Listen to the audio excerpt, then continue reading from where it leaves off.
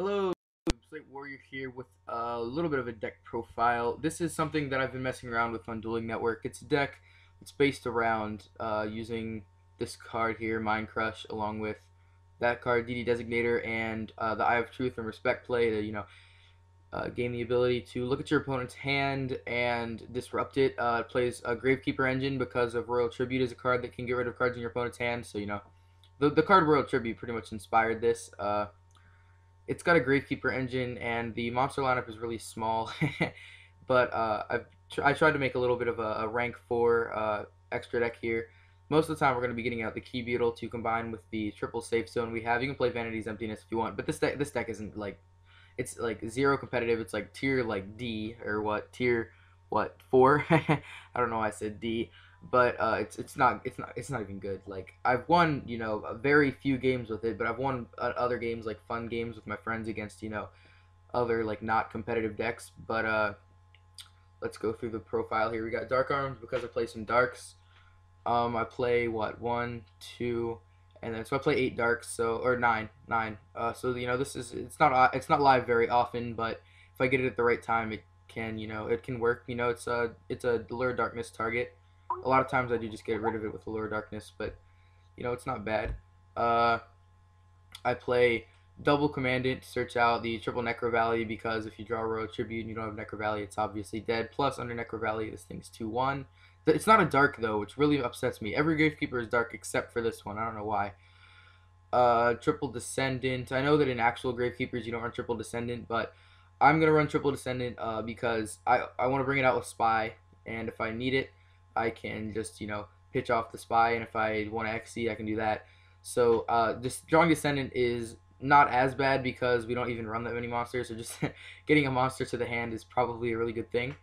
Triple Spy, it's the best monster in this deck because the main play that we want is to have like Necro Valley Royal Tribute, and then we'll set Spy, bring this guy out, set Safe Zone, and then that's the best field that we can have. And I guess you can make a deck like strictly designed for that. I just kind of wanted to add like a little bit of a discard element, but going Spy into Descendant and then Royal Tributing your opponent and Necro Valley, and then setting Safe Zone for the lock. That's not that uncommon to happen in this deck, and when it happens, we have a pretty good lockdown. And the Key Beetle Safe Zone lockdown is really hard to get rid of. So next plus this thing is a 2/5 defense under Necro Valley, so you can just sit on it. Like, there's not very many things, especially on the first turn, that are gonna be able to get over 2/5.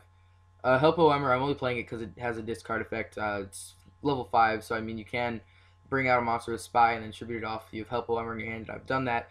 2000 attack is horrid for a tribute monster, and its effect is good. It's just like too slow. So like I'm saying, this deck is not good, but it's fun. It's extremely fun to play with, and just get rid of your opponent's hand and troll them, having to look at their hand on Dueling Network with the Eye of Truth and Respect play.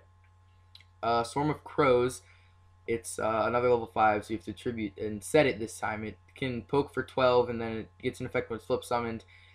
Discards a card from your opponent's hand, and it's like a ghost trick. You can set it afterwards. Allure, because we play, what did I count, like 10 darks, including Dark Arms? I don't know. Triple DD Designator, it's basically a Mind Crush that removes from play.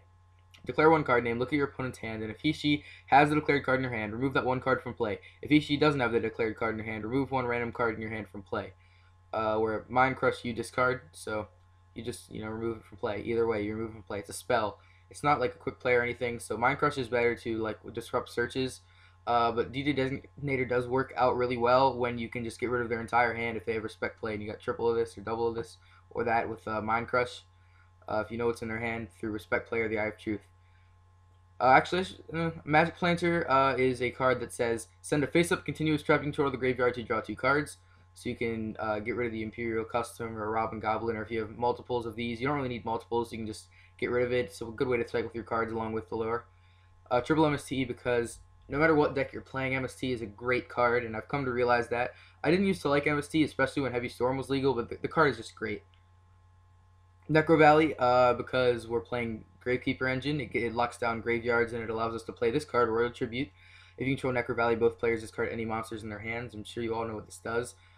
It's at multiples in Japan, which is awesome, but it's just going along with the whole discard theme that this deck has. Imperial Custom protects your what should I call these? I don't know, Your continuous traps let you see your opponent's hand. Your hand reveal traps. That's what I'll call them. So Imperial Custom is good for protecting that. Also, if you have it dead, you can always just get rid of it with Magic Planter. I do that a lot actually. I just get rid of the Imperial Custom with Magic Planter. Because you can just chain it to the MST and then nothing will be destroyed, and then you've already used it, so you can just get rid of it with Magic Planter and go ahead and cycle through your cards. Mind Crush, the same thing as that. Mind Crush is a more meta card than DD Designator. If you declare a card name, it's in your opponent's hand, they discard all copies of it. Otherwise, you discard one random card, but you'll be seeing your opponent's hand, so you never have to discard. Also, this card just gets. I'm not sure about the rulings, but as far as I know, this card only gets rid of that one card right here. It says that one card, whereas this says all copies right there. I don't know about the rulings on that. You guys should comment and tell me. But yeah, so this one gets rid of everything, and that only gets rid of the one card. Double Respect Play, Double Eye of Truth. They do basically the same thing in this deck. They're continuous traps. During their respective turns, each player must show their opponent their hand. The Eye of Truth. As long as this card remains facing on the field, your opponent must show his or her hand. And then they gain 1,000 life points during the standby phase if there is a spell card in their hand. A cool thing to do with the Eye of Truth is to get rid of it with Magic Planter. So you check their hand once, and then you get rid of it with Magic Planter, and then they can't gain any life points. You always activate it in the main phase. You always activate it after their, of course, obviously. You always activate it in the main phase in like response to something, because I know there's open game state or whatever. But you'd never want to activate it in their standby phase, because if they have a spell card, they gain those life points, which is not something that we want. Triple Robin Goblin, simply because it discards. It's also there with Magic Planter. This card will be searchable now. I guess there's a new here. Let's go to show you guys this off. But Robin Goblin is technically a searchable card. I try to keep this as a TCG deck, but this card here, Beggin Goblin. If this card inflicts battle damage to your opponent, add one Goblin card from your deck to your hand. So Robin Goblin is now a searchable card with this card here. Got the Goblin Pot Duality. Except Crow Goblin or Goblin Fan. I didn't see that before. I wonder what that does. Your opponent can negate this effect by adding one card from their hand to your hand, which is also a pretty good effect right there if they decide to negate it. The way this card works is you just set it and then they attack into it. Hopefully it won't die and you'll do battle damage. But I don't play that because I'm trying to keep this a TCG deck. I just thought I'd show that off. That's a new card. It's coming out in the new Challengers, I believe. Triple Safe Zone to go with the Key Beetle thing with the Gravekeeper engine. It's also a continuous trap if it ends up dead. I don't think this card can end up dead, can it?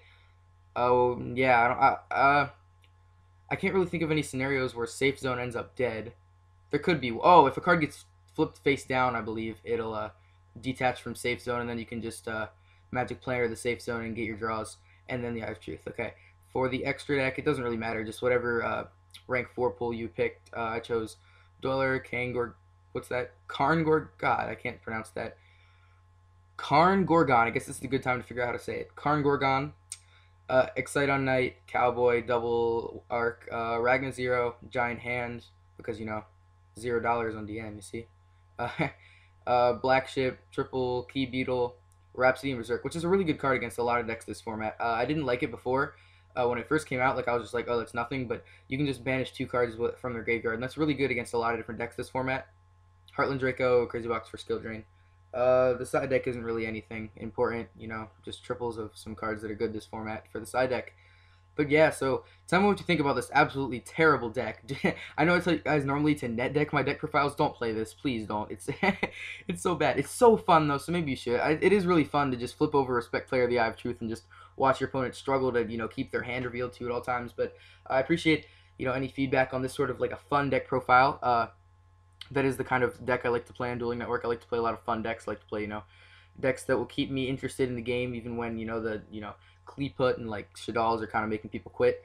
So, yeah, tell me, guys, what you think in the comment section below. Thanks for watching. Like this video if you enjoyed it. Favorite it if you liked it that much. And I will see you later, YouTube. Don't forget to share it with your Yu-Gi-Oh friends.